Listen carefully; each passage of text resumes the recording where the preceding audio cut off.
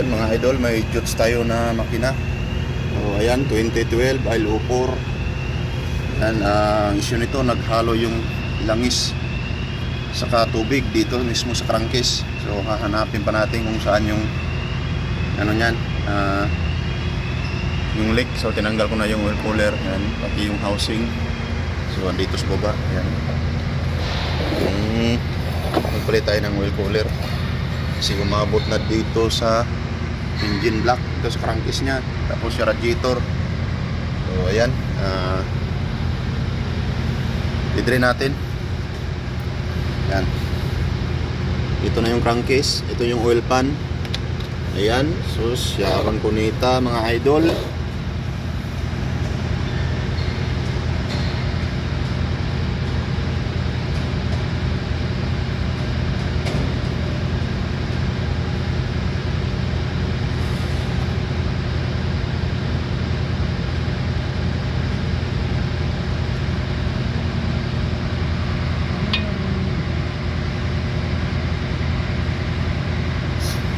Yan, so ito binuksan na natin yung taas, nilinis ko na. Yan, wala nang langis.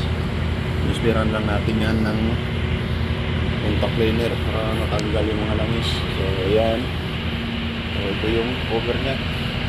Yan, puno ng langis, mga tubig. Naghalo yung langis sa kakulan.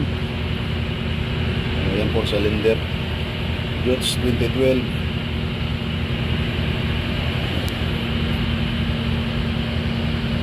So ayan yung mga unit pump nya. Yan, 4 na unit pump, 4 cylinder. Ayan, yan, kita nyo 2012 Jots. Water cooled engine, makina ng ano to, high loader na yan. Umapaw talaga siya, oh. Umapaw.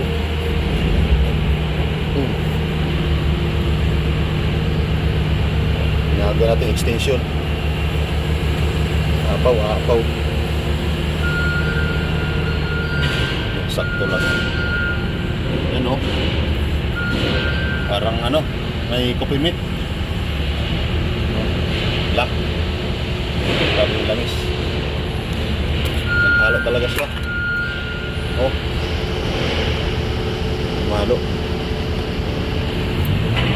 Tinignan natin dito, baka may fresh plug na butas. So wala ditong fresh plug nakalagay sa yan, banda dito. Walang fresh plug. Dalasan yung mga Jots na 2011, pag naghalo yung langis sa coolant, dito lang yan, may fresh plug na butas. So ito, walang fresh plug dito. Yan, so papalitan natin yung oil cooler tsaka yung housing, palitan natin ng gasket. Yan. So maraming linisin, maglinis po tayo ng mga hose, yung upper tsaka lower ng radiator hose. Ito yung radiator yan.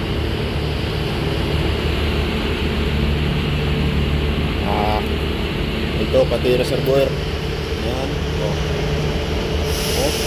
Puno ng langis.